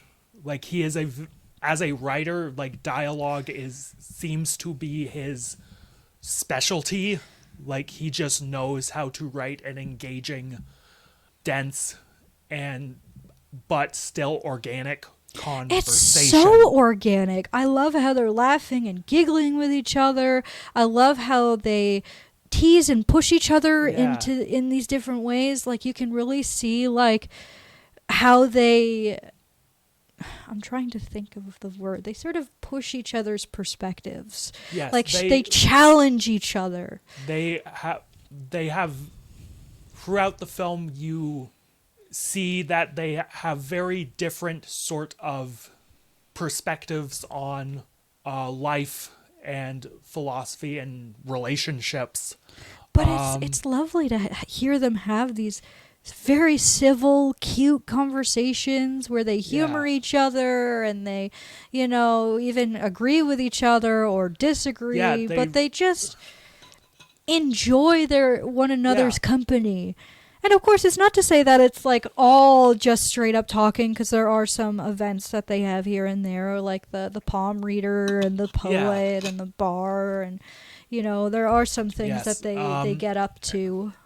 But it's like, and so to start with this film, it starts on just these beautiful shots of like the European countryside set to like classical music, and we open on, I believe we open on this Austrian couple arguing, and Julie Delpy's just trying to read, but this couple just won't let up, so Julie Delpy just up and sits down, and she happens to sit down right beside Ethan Hawke. And both of them see this couple arguing, just charge by them, and Ethan Hawke's like, could you make out any of that? Like, what were they arguing about?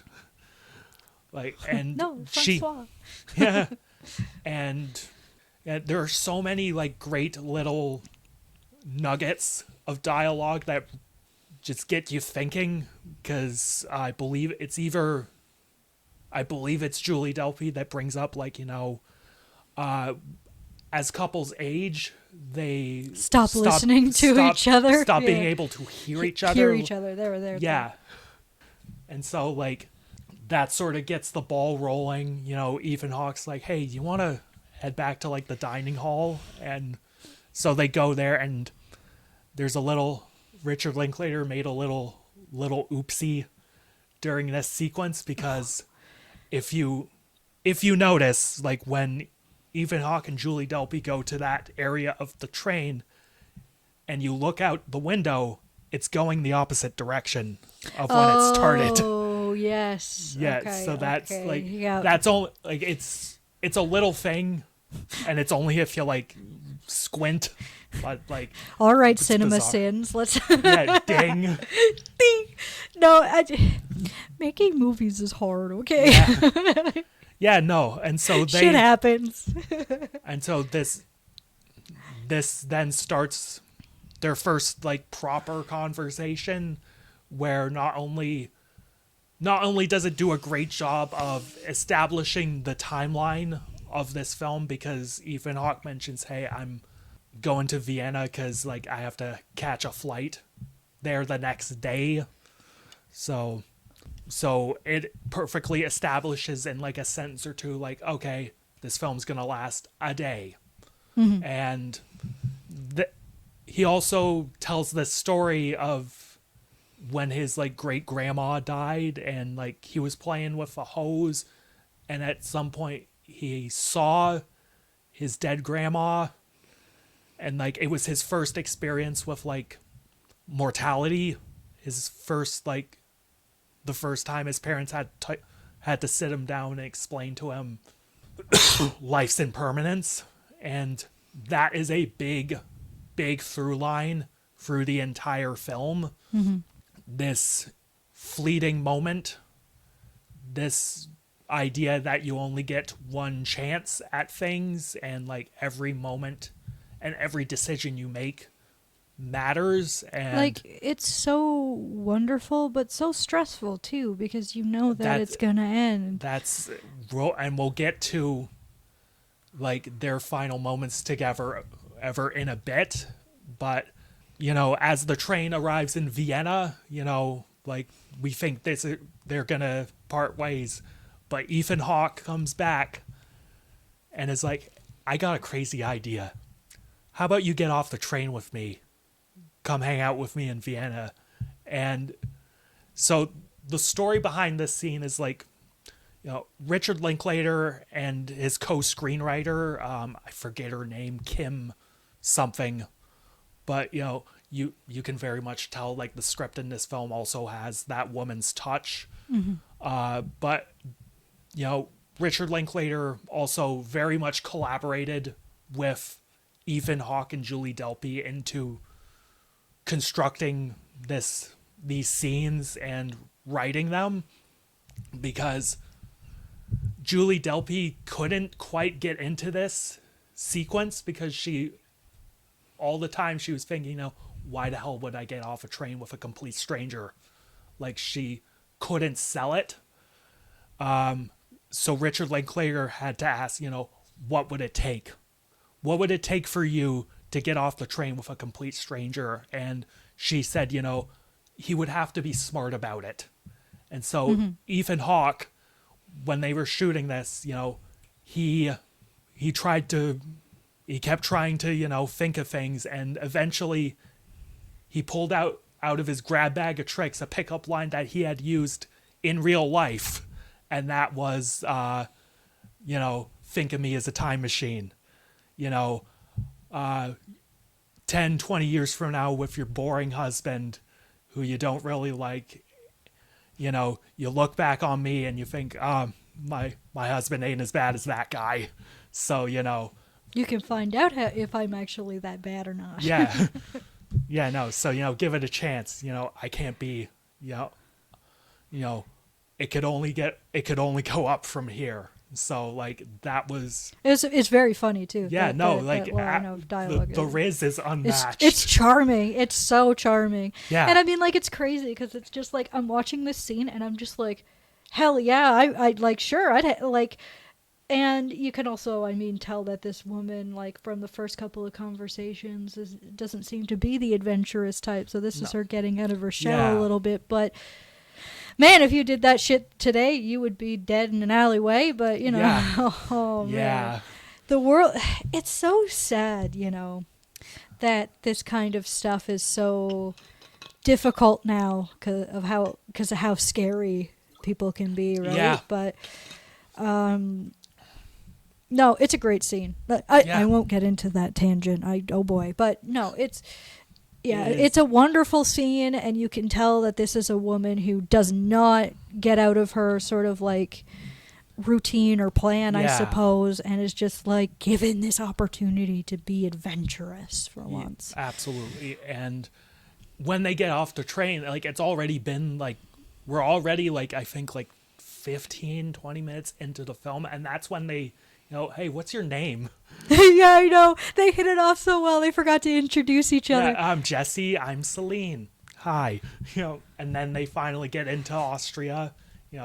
They meet these two people who are putting on a play, which they never go to see.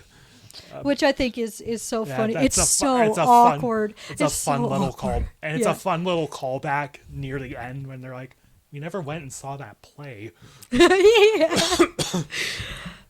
Yeah, no, No, because and- they just got so busy enjoying Yeah, each other's no, company they and just just- being like, "Oh, that's cool. Let's go over there. Oh, that's cool. Let's just go yes, do that." and so they eventually hop on like the little trolley car for public transit, and this film is like a very dialogue heavy. It's all about like the characters and their conversations, but And it's so engaging. yeah, Like- I think part of why it's so engaging is because of Richard Linklater's direction, because their conversation on the trolley car is a single static shot, and it goes on for like a while. Like, But this they're asking such funny questions. yeah, no, yes, and their conversation is so interesting because it tells you a lot about them as people. Because like when Celine asks Jesse about his first love, and this happens a couple times in the film when the topic of relationships and love comes up, Jesse is like, he tends to evade the question. Like, he gives vague answers about it, but like when Jesse asks Celine about her experience feeling like physically attracted to someone, Celine Yeah. gives this like detailed story about a guy at like summer camp. Yeah, And it's so then- good. And then like when Jesse evades the question about love, he just mentions, okay, my first time feeling attracted to someone was jerking off to a Playboy. Like, Oh man, yeah, no, and these people are just so different, but it's Yeah. fantastic. yeah, that's a lot of that is due to Ethan Hawke and Julie Delpy's acting. Like, they have such great physical chemistry with each other, and Linklater's direction is also to praise, because not only are these scenes like very solidly shot and edited, but in terms of production design, Linklater shot in Vienna. Like, he shot there. Beautiful. Yeah, no, and Gorgeous. he made wonderful use of the city. And I mean, it's Like- not like in film you get to really see Austria that often. Yeah. I was just So like he's,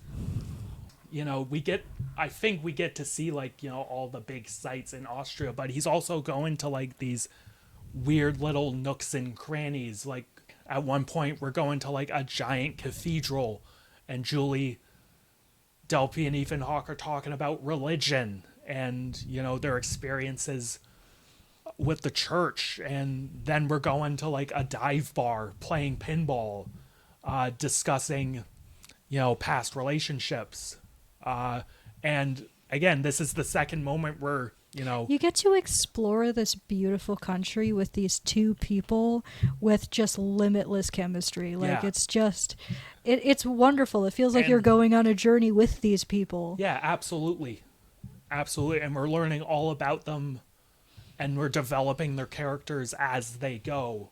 Like, again, you mentioned like Celine is not this adventurous person. Her parents were like strict, but like Ethan Hawke mentions, like during an argument, like his mom or dad said he was a mistake. And Yeah, he so and he's he just was like, you know what? I'm just going to live in this world then. Like, I'm just yeah. going to do I whatever. wasn't meant to be here, and that was like liberating. Like, I get to Yeah, like, he's every more moment. like nonchalant and just like, I'm just gonna go Yeah, where I but- go. Yeah. Yeah, no, and he has very, cavalier attitudes about, like, relationships and love. And I mentioned the scene in the bar where they're playing, like, pinball. And, like, you know, they have to bring up the awkward question of, sort of like, are you seeing anyone?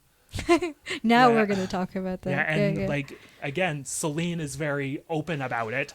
Like, she explains, like, yeah, there was someone, but, it didn't work out.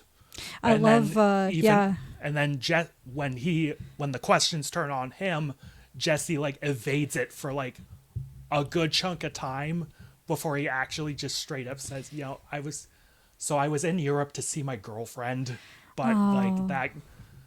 I love how she sniffs that out too. She's just like, somebody just broke your heart, didn't they? Yeah.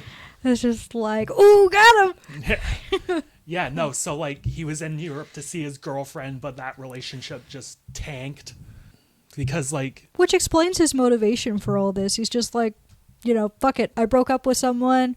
I'm Yeah. just gonna talk with this person. Maybe we can keep talking, you Yeah. know? Yeah, and to sort of circle back to, why this film was made, like, Richard Linklater himself had a similar experience Oh. to this movie. Like, it wasn't in Vienna, it was in Philadelphia, but he met a girl while he was in the city, and they just spent the day, talking, hanging out. Again, it's just like, it's so Like, crazy. it feels like this sort of, like, idealized romantic situation feels so organic and real because it's rooted in actual, feelings and things that happen to the writer. Like, makes it's so me- authentic. kind of like nostalgic, or I suppose like almost sad that this sort of doesn't happen as much anymore. Like, you don't really have people talking too much in public. Like, No.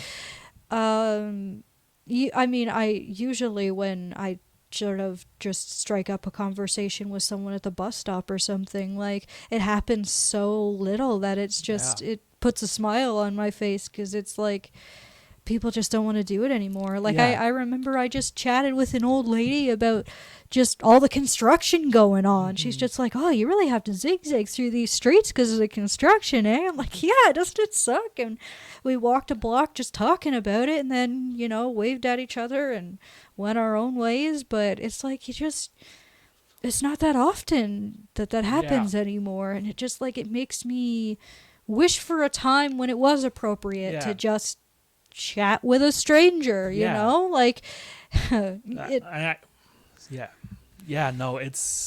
We've become so isolated as people in this society due to, like, well, it's the advent of technology. technology. It's the fact that slowly it feels like we've become less and less of a high trust society, because all it takes is one person. And statistically, you're probably fine, but are you going to take the chance? Yeah. It was like the whole man versus bear argument, right? Which is like, the bear will definitely, like, just kill you, but women are just statistically scared of that one man who's going to do something worse to them than just kill them. Yeah. Yeah, it's wild. It's so... But back to a movie. Oh God, back to the romance movie. Yeah, let's get back to the happy, ooey gooey, lovey romance Yeah. movie. Yeah, no. Like I mentioned, this Jesse having this cavalier attitude to love, but Celine, while they're walking through the streets, sort of talks about her, like, like trad wife sort of inclinations. Like, one of the lines that sticks out is something along the lines of, isn't anything we do a means of feeling loved just a little? And, like, she goes on this rant about, I feel like maybe feminism was this just giant excuse for women to fuck. It's funny. I actually paused the movie at that point, and I looked over at my partner and I said, that's actually not entirely false. Yeah. though it was for a very specific type of feminism. The body positivity movement, there is proof out there to say that it was started by a group of men that were feeders. Which is crazy when you think about it, but it's just like, sometimes these things are done for notorious reasons. Feminism specifically, I have no idea, but the body positivity movement, absolutely. But I had to pause and be like, yeah, actually, because that happened. That actually happened with a type of feminist movement. That did actually happen. Yeah, no, and like over time, eventually, like their views, like even though they're so different, their feelings for each other sort of like cause them to like mesh and gel. Yeah. Well, I mean, as they say, opposites attract. So. Yeah. No, like you need someone to challenge you. That's very important. For sure. Like this film does romance so well because like way before this, like they go on like the big Ferris wheel in Vienna, and like this is the moment of their first kiss, and it's like it's so well blocked and so well written. Like Jesse's just sort of awkwardly like, it's a nice evening, sunset. and Julie Delphi Celine just has to be like, are you trying to say you want to kiss me? Oh. And Jesse's just like, yeah. Yeah, you know what? Yeah. Actually, it's their physical chemistry is so beautiful, and like it is. But like as it goes on, like they go to like a ship cafe, and then they have to have that awkward conversation of so what happens tomorrow morning, like they sort of come to a conclusion like maybe this has to be like a one night thing, and then as an audience you're just like, no, like the whole long don't do it. Whole long distance thing doesn't work. Maybe we write a couple times, call each other once in a while, but it just sort of fizzles out. I think I love the line also where she says, no, I could probably fly, actually, because at the beginning of the movie, she's just like, nope, you can't put me in an airplane, it won't happen. Yeah. But she meets this guy, and now she's just like, well, flying isn't too bad. I could probably do it. Yeah, and it's plays into the ending so well, because even at that point when it feels like they're trying to convince themselves that this won't work. Like they're trying to convince themselves into just ending it after the night. So, but they don't want to. No. So, but they still try to make the best of it. So they go to like a club, and Jesse walks up to the bartender and is like, "Hey, so here's the situation. See that girl over there? It's our last night together. And I want to make this special. Thing is, I don't got any money." So, like, could you give us a bottle of wine? I'll send you the money later. And the bartender's like, you're full of shit, You're buddy. full of shit, but like, you know what? I like it. I like the cut of your jib. So I love that saying so much. I like the cut of your jib, boy. Here you go. Yeah, no. So like he gives him a bottle of wine because he respects the hustle. Yeah, he respects the hustle. So that part is so good where the bartender's like, you know what? I'm not getting my money back. I just respect the fact that you're trying to get a pretty girl. Here's your wine. No, and I don't think that bartender was played by anyone of import. It looked like it was Vince Cassell, but I'm not sure. But either way, Jesse and Celine go to like the park. They're lying under the stars, and like one of my favorite sort of spiels in the film is when Jesse says, I think the reason why, couples get sick of each other is because we get sick of ourselves. Like we can't experience things without being with ourselves 24/7, and like, but when I'm with you, I feel like I'm someone else. Like, and it's so, I'm paraphrasing and probably not doing Linklater's writing justice, but still, it's such a, and yeah. So during this scene, Celine is like, you know, I don't think we should sleep with each other tonight because it would just make things weird.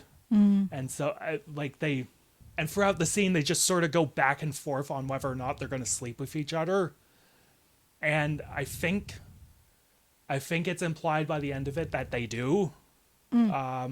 So before, and like that's their night, and then it's, you know, early morning, they're walking through the street, and Oh yeah, they were just actually like kind of relaxing with each other on a statue, like just hanging. Yes, and like It was just so. Before that, they're walking through the streets, and they spot a musician in his apartment playing the harpsichord, like diegetic music. He's playing Bach, and they start dancing in the street, and they have that moment realizing, you know, clock's ticking, like, and it's so sad that it's ending. Yeah, and then you want them to change their mind, like, and that feeling just gets stronger and stronger the more the movie goes on. It's just like, no, just stay, just throw away all logic. Who cares? Just stay. Right. Yeah, and then they go to like that little fountain. Oh yes, where she's lying in his lap and he's sitting down. That's the image on the poster. Yeah. And you know, he recites a poem that he had on record. I have the poem right here. I figured it'd be best just to read it to give context. So, you know, this is the poetry reading with Phoenix. So, as I walked out one evening, walking down Bristol Street, the crowds upon the pavement were fields of harvest wheat. And down by the brimming river I heard a lover sing, under an arch of the railway, love has no ending. I love you, dear, I love you, till China and Africa meet, and the river jumps over the mountain, and the salmon sing in the street. I'll love you till the ocean is folded and hung up to dry, and the 7 stars go squawking like geese about the sky. The years shall run like rabbits, for in my arms I hold the flower of the ages, and the first love of the world. But all the clocks in the city begin to whir and chime. Oh, let not time deceive you, you cannot conquer time, which is the part Ethan Hawke himself recites. In the burrows of the nightmare where justice naked is, time watches from the shadow and coughs when you would kiss, and headaches and in worry vaguely life leaks away, and time will have his fancy tomorrow or today. Into many a green valley drifts the appalling snow, time breaks the threaded dances and the diver's brilliant bow. Oh, plunge your hands in water, plunge them in up to the wrist, stare in the basin and wonder what you've missed.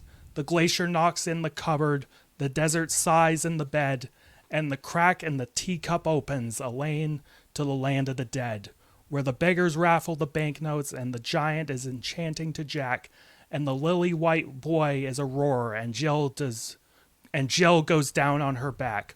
Oh, look in the mirror, oh, look in your distress. Life remains a blessing, although you cannot bless. Oh, stand at the window as the tears scald and start. You shall love your crooked neighbor with your crooked heart. It was late in the evening, the lovers they were gone. The clocks had ceased their chiming, and the deep river ran on. And that's not the only poem in the film, because earlier in the film they're walking down the street where they discuss, you know, if you had to name like one thing that was wrong with me, what would you say? And she's like, you know, you're kind of a cynic. Yeah. And it's yeah. And like afterwards, she's like, did we just have our first fight? Like, it's just cute. And during this point, they run into like a street poet. Give me a word and I'll write a poem. And so she's like, okay, milkshake. And so the poet, skitters off, writes something down, and he comes back with this.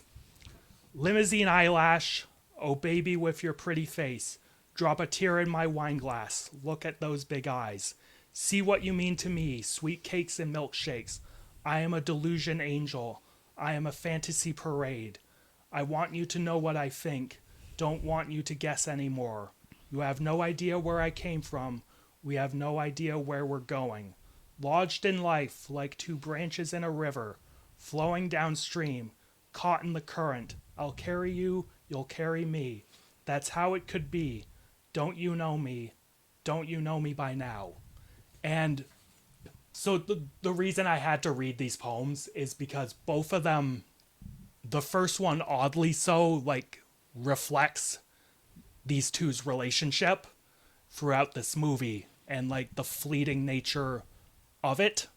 And then you see there too, I love both of their reactions to it, because she's like, oh, this is actually beautiful, and he goes, well, he probably just has a default poem that he puts the word into, and it just really just surmises how they're polar opposites and their personalities. So but like, there's so much sort of foreshadowing and reminding the audience that this romance is so fleeting and life is so transitory.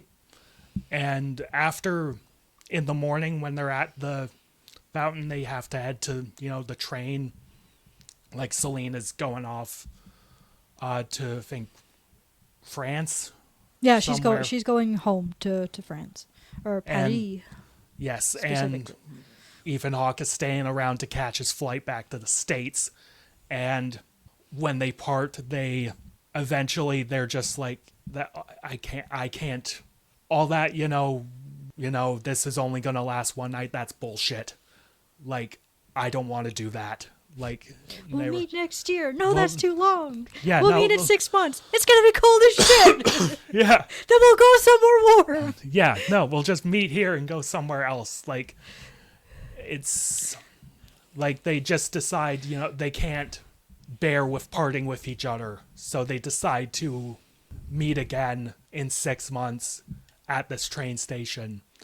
And after that they part. It's all set to, like, again, classical music. I forget which composer, but like Ethan Hawke is sitting on his plane back to the States, and he's like just out of it because like, holy shit, I just met the love of my life. And like, that's how the film ends. So I have a question. Again, that little scene in Waking Life isn't canon. Didn't happen. Do these people meet up in 6 months? I would fucking hope so. I watch. It's just like, I when it was over, I'm just like, I hope so. If I was friends with these people, I'd fucking slap them for not doing it. Yeah. At that point, I'd be like, what the fuck are you? Yeah, no, you're meeting in 6 months. Get your ass back in Vienna. Like, it's a trilogy. I would... Okay. Unless it's like one movie per new couple that do the exact same thing. No. Okay, so, like, ignoring the fact that I know what happens in the next 2 movies... and if I were to pretend I was someone seeing this movie in 1995, the film, through its dialogue and its recurring reference to the fleeting nature of life, I would say they're not going to meet in 6 months. Like, it just seems like they were right, and they were just sort of pretending like it was wishful thinking. Like, the film very much implies that this was a very specific, very magical moment in time that could not be replicated even if they wanted to. Again, that's just what I think pretending that I don't know what happens in the next two movies. So, yeah, that's Before Sunrise. It's one of my favorite movies. The other two movies in this film trilogy are great. I love the third one. But those two movies are a discussion for another time. But yeah, We'll have an episode that talks about sequels in the future, I imagine. Or a couple. Yeah, no. So yeah, it's big fan of this film. Great direction. Great use of music. Great fucking performances. It's a two-person cast and they carry it. There's so many great scenes of them in like there are so many scenes of Ethan Hawke and Julie Delpy just being the cutest couple ever. Like the scene My teeth hurt.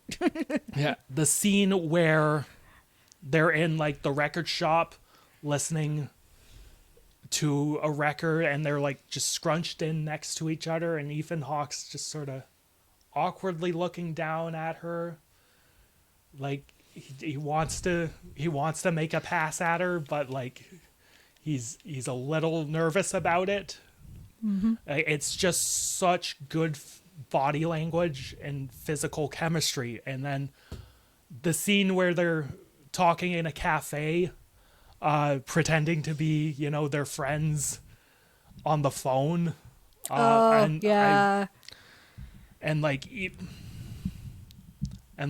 Julie Delpy's calling her friend and Ethan Hawke's pretending to be her. Or it's the other way around, but during this moment, like Ethan Hawke is talking about how amazing Celine is, and like there's just this little moment where like Celine is pretending to hold the phone. She starts biting her little pinky. Like she is just fucking into him. Like it's just Yep. like it's just such Linklater just it's one of those moments where good art just seems like such a happy accident where it's like luck that he wrote this good script and got these two amazing actors to flesh it out so perfectly. And rightfully so. It got a fucking Criterion release. Yeah. Like the entire trilogy did. Holy shit. Yeah, it's just a fucking great movie. I love it, 10 out of 10. Holy moly. Yeah, I'd say for me, I think it's a 9. I think the only thing that it's just a little long, but otherwise, like, everything is fantastic. Like, I just, like, I don't know, at some points I was getting a little impatient, but that might also just be me. Okay. Otherwise, it's... Okay, again, if we ever do the other two, I think, bold prediction, but it's like, you'll probably love the second one, and might have a similar problem with the third one. Okay. Yeah, but no, like, I otherwise, it's like... No, I thoroughly enjoyed it. I just felt like sometimes I was like, oh, okay, let's go. Okay. Yeah, no, that's our Valentine's Day discussion. Yay! Ew, get Icky Cootie out Yeah, of here. no, We're done. I Ew, hope now we're you're, going to talk about Manly Man movies. Yeah. Yeah. Well, Yeah, not no, really. let's but, yeah, let's move on from all the icky cootie talk and disgusting. disgusting. That clip is so fucking good, man. I was singing Cher Lloyd. Which one of you just took a shite and didn't flush the toilet? Disgusting. Hey, well, it was fucking one of us. Oh, man. Oh, fuck. Scottish people, man. Anyways, yeah, no, that's this episode done, and now it's time to move on to the next one. It's my recommendation this time. So my pick for a topic was done for two reasons. One, because I'm lazy. I didn't want to commit much time to You something. fucker. And two, and this is like the legitimate reason. It's because it's an avenue of filmmaking that I don't give enough time to. Fair. I think it's an avenue of filmmaking that not many people give enough time to, which is surprising given the subject that I'm picking. It's we will be discussing short films for the next episode, and my pick for this discussion will be Ari Aster's infamous 2011 college short film, The Strange Thing About the Johnsons. Oh. All right. In which case, my pick is going to be Disney's Paperman. Okay. I'm kind of excited. Disney, at least when it comes to their shorts or their short films, they have really good writing, but they're also tech demos. They're also a really good way for them to try out new techniques while also not throwing a lot of money at them, which is, I wish they would actually do something with these techniques because they're gorgeous. But so that's my pick. Nice. So if you don't want to be spoiled, come prepared for our discussion of The Strange Thing About the Johnsons and Paperman. Paperman, yes. Paperman? Okay. Yep. These episodes come out once a month at the end of the month, unless it's a holiday episode. Like, for example, our Valentine's Day episode will be out Valentine's Day. But any other month, it's at the end of the month. Follow us on social media for the podcast. It's at Talking in Two Dimensions. The Twitter is at Talking in 2D. Follow us on our individual social media accounts. Check us out on YouTube, Spotify, Apple Podcasts, all that good stuff. And that about does it for everyone here. I'm Phoenix. And I'm Kara. And remember, real life isn't as romantic as Before Sunrise. Best you not get off the train with a random stranger in a European city. Stranger danger. Don't do that. If you have no. seen Europe right now, don't do that. Yeah, no. Stranger danger all the way. And have a happy Wally. See you later, guys.